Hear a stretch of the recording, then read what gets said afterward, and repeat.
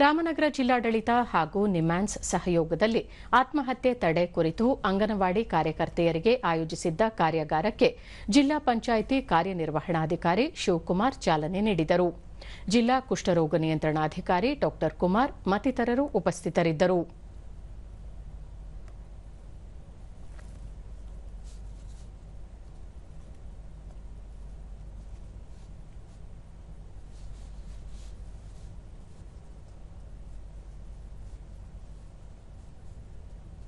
ಶಿವಕುಮಾರ್ ಇತ್ತೀಚಿನ ದಿನಗಳಲ್ಲಿ ರಸ್ತೆ ಅಪಘಾತ ಹಾಗೂ ಆತ್ಮಹತ್ಯೆ ಮಾಡಿಕೊಳ್ಳುವವರ ಸಂಖ್ಯೆ ಹೆಚ್ಚಾಗಿದ್ದು, ಇದರ ತಡೆಯ ಬಗ್ಗೆ ಜನರಲ್ಲಿ ಹೆಚ್ಚಿನ ಅರಿವು ಮೂಡಿಸಬೇಕಾಗಿದೆ ಎಂದರು.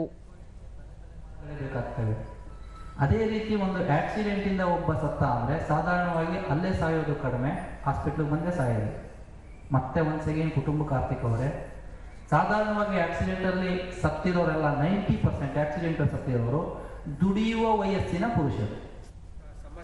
ಡಾ ಕುಮಾರ್ ಮೊಬೈಲ್ ಮೇಲಿನ ಅವಲಂಬನೆಯಿಂದಲೂ ಆತ್ಮಹತ್ಯೆ ಪ್ರಕರಣಗಳು ಹೆಚ್ಚಾಗುತ್ತಿದ್ದು, ಜನರು ಒಳ್ಳೆಯ ಕಾರ್ಯಗಳಿಗೆ ಮಾತ್ರ ಮೊಬೈಲ್ ಬಳಸಬೇಕು ಎಂದು ತಿಳಿಸಿದರು.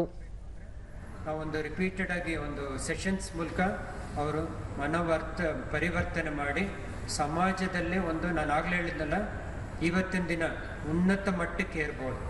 ಯಾಕಂದ್ರೆ ಎಲ್ಲದಕ್ಕೂ ಆತ್ಮಹತ್ಯೆನೇ ಪರಿಹಾರ ಅಲ್ಲ.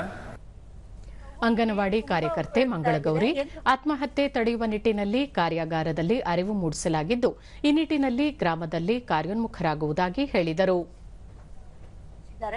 ನಾವು ಎಲ್ಲ ನಮ್ಮ ಗ್ರಾಮದಲ್ಲಿ ಈ ಆತ್ಮಹತ್ಯೆನ ತಡೆಗಟ್ಟುವುದ್ರ ಬಗ್ಗೆ ತುಂಬಾ ಉಪಯುಕ್ತ, ಎಲ್ಲರಿಗೂ ಅರಿವು ಮೂಡಿಸಿ ಇದನ್ನ ಆತ್ಮಹತ್ಯೆನ ತಡೆಗಟ್ಟಬೇಕು ಅಂತ ಎಲ್ಲಾನು ನಾವು ನಮ್ಮ ಅಂಗನವಾಡಿ ಕಾರ್ಯಕರ್ತರು ಸೇರ್ಕೊಂಡು ಎಲ್ಲರಿಗೂ ಅರಿವು ಮೂಡಿಸ್ತೀವಿ.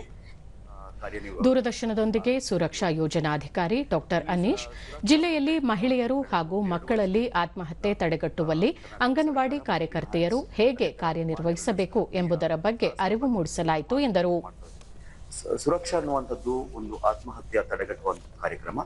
ನಮ್ಮ ಎಂಟೈರ್ ಜಿಲ್ಲೆ ರಾಮನಗರ ಜಿಲ್ಲೆಯಲ್ಲಿ ಯಾವ ರೀತಿ ನಾವು ವಿವಿಧ ಕಾರ್ಯಕ್ರಮಗಳನ್ನು ಆಯೋಜನೆ ಮಾಡಿಕೊಂಡು ಯಾವ ರೀತಿ ಆತ್ಮಹತ್ಯೆಯನ್ನು ತಡೆಗಟ್ಟಬಹುದು ಅನ್ನುವಂತ ಒಂದು ಅಧ್ಯಯನ ಕೂಡ ಮಾಡ್ತಾ ಇದ್ದೀವಿ.